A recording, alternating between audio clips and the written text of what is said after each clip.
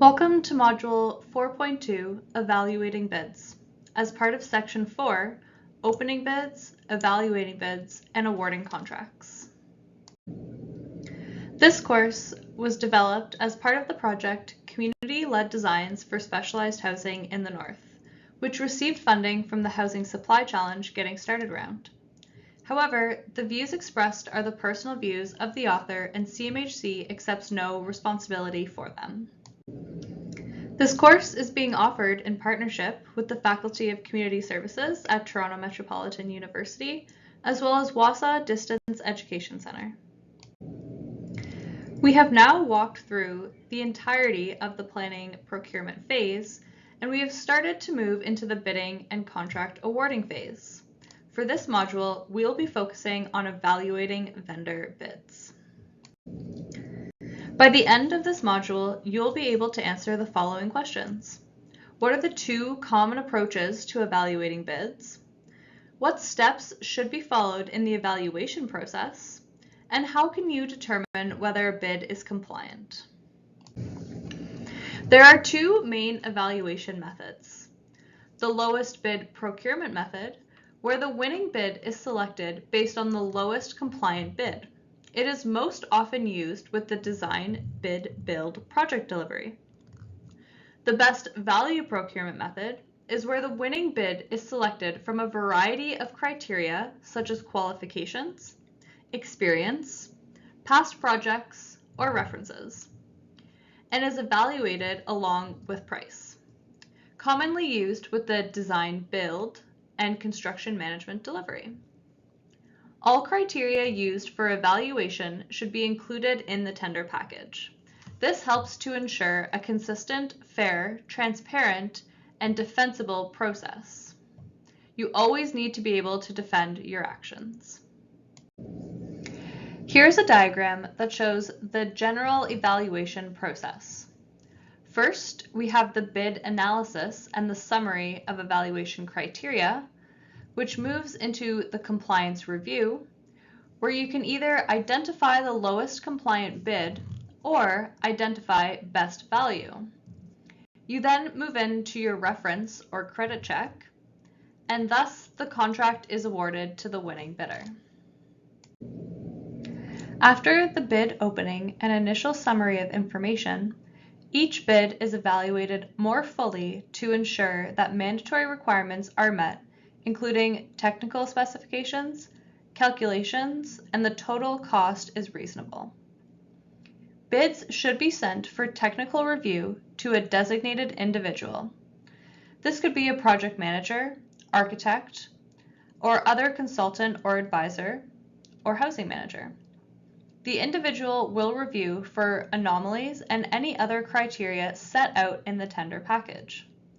This project manager or consultant should summarize the criteria under review and note any irregularities. All requirements will be reviewed, including a comparison with the owner's cost estimate, accuracy of tender calculations, completeness of the tender in all respects, proposed construction start and end dates, if applicable, technical specifications, extent of compliance with local contract requirements, evaluation of alternatives, availability of adequate equipment to carry out the work, previous record with the band council, and capability to undertake the full extent of the work. Here is an example document of where you can summarize all the information from the bids received. This form will allow you to give a high-level overview of each bid to make it easier to access the information. Here is another example form where you can break down the details of each individual bid. This form will allow you to pull out information quickly and easily from the tender package. You can pause here to review the detailed components of this form. A bid is considered non-compliant when it does not meet the mandatory requirements or terms and conditions, such as incomplete forms, technical specifications are not met, or instructions are not followed. Owners and their legal counsel should review the summary of bids and make the final determination of compliance. Please note that we have the red stop sign where we strongly recommend that you seek legal counsel. There are several reasons that a bid can be non-compliant. Here's a list of common reasons. The bid does not meet basic requirements of confidentiality. It does not indicate receipt of the correct number of addenda. It is not properly signed or sealed. Failure to tender on provided bid form or to complete the tender form in all respects. Failure to bid in accordance with the requirements of the tender documents. Failure to supply proper tender security within 48 hours or as instructed. If the contractor is unable to provide the necessary equipment to undertake the work, or if the contractor is unable to carry out the full extent of the work. A previous unsatisfactory record with the band council, or if unbalanced unit prices are included in the tender. The owner has a right to waive or accept minor irregularities. The tender package should clearly disclose what parts are mandatory and could result in automatic disqualification if information is left out, incomplete, or contains errors, and what will be waived if information is left out or incomplete. If there is a method for dealing with irregularities described in the tender package, the owner and/or the agent is required to follow it when evaluating the bids. If there is an unanticipated case and it is unclear how to proceed, and the bid may otherwise be the first choice, such as the lowest bid or best value score, the owner should consult with a legal professional. Please note our red stop sign appears here again. This is a reminder that we strongly recommend seeking legal counsel. There is a risk of legal action taken by an unsuccessful bidder if the winning bid is or is perceived as non-compliant. Alternatives are anything, including scope of work, method, design, product, or system, for which a bidder provides a separate price with the option for the owner to accept or not accept the proposed alternative. Alternatives can be solicited or unsolicited, and in reviewing the bid, they could be used for information purposes only or as part of the evaluation process.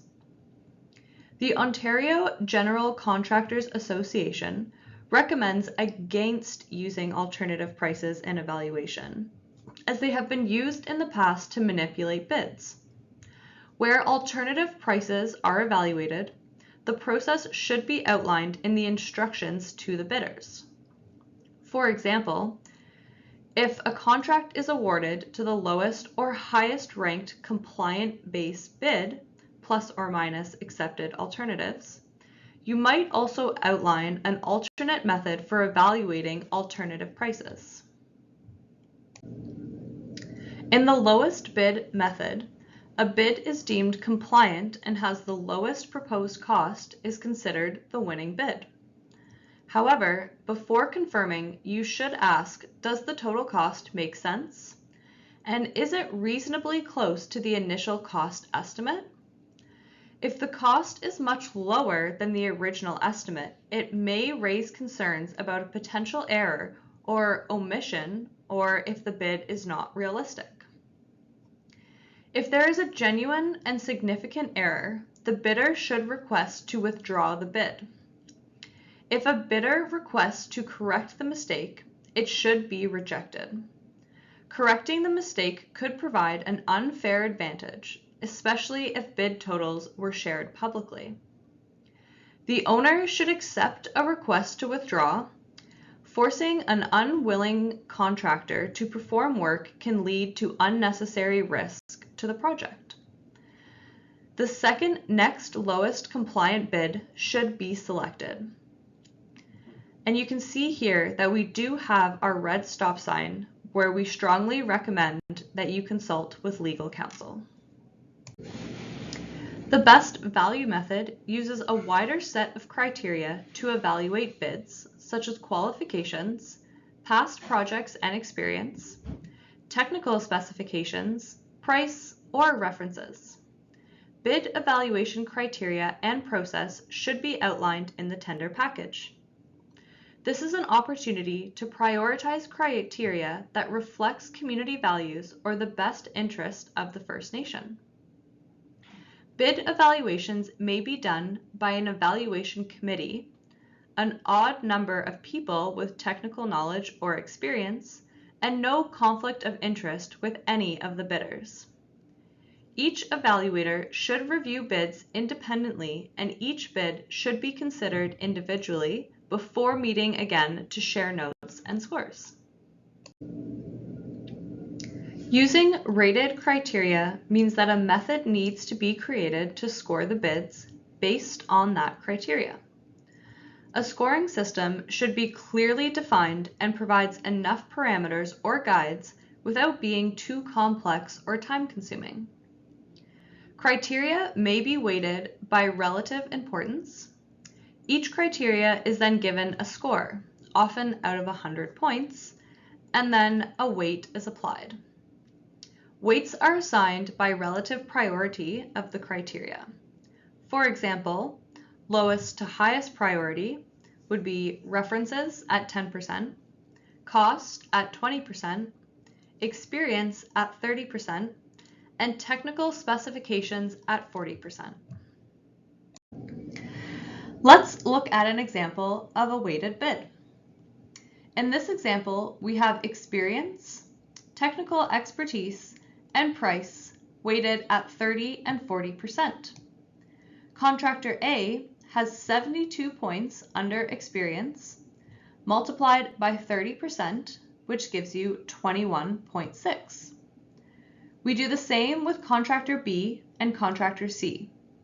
Contractor C receives a score of 20.4, and Contractor C receives a score of 25.5. We do the same thing under technical expertise. Contractor A receiving 31.6, Contractor B 32, and Contractor C gets a score of 30.8. The price is a little more complex. In this case, we look at the price and the lowest price is assigned 100 points. Because it is the lowest price, it gets a full score. All of the other points for the other prices are based on that lowest price. For example, in this case, Contractor A, who is showing a price of $315,000, and Contractor B, who is showing a price of $279,000. The number of points you get for Contractor A, you take the lowest price point and divide it by that price, $315,000, and you get a score of 88.6. You will do the same thing for Contractor C. Once you have those points, you multiply it by 30 as price is weighted at 30%. When you add up those three criteria, you end up with Contractor A with 79.8 points, Contractor B with 82.4, and Contractor C with 84.2. Contractor C has won the weighted bid, even though they don't have the lowest bid or the most technical experience. When we use this weighted bid evaluation, they become the successful bidder. Once all evaluators have conducted their individual evaluations, the entire evaluation team should meet to share their notes and finalize their scores. Evaluators can adjust their scores based on these meetings, but should not feel like they must make a change if the evaluation is fair or reflects content of the bid. Any changes should be documented. After discussion, the designated representative or chair should calculate or ensure that all scores for each bid by each evaluator have been properly calculated. The average score of each bid will provide the final scores, and the bid with the highest average score would be successful or the first choice. Another option is to determine a panel moderated score, where the panel chair leads discussions to arrive at a single justifiable score. The process and rationale should be well documented. After the final evaluations and before awarding the contract, the financial situation and the reputation and the experience of the contractor who has met all the relevant criteria should also be verified. Requesting a list of recent clients for references or contacting a local Better Business Bureau can help verify information provided in the bid. A base credit check should also be conducted with the contractor's bank. A permission form for a credit check should be included in the tender package. Here is the list of references and resources used to develop this module.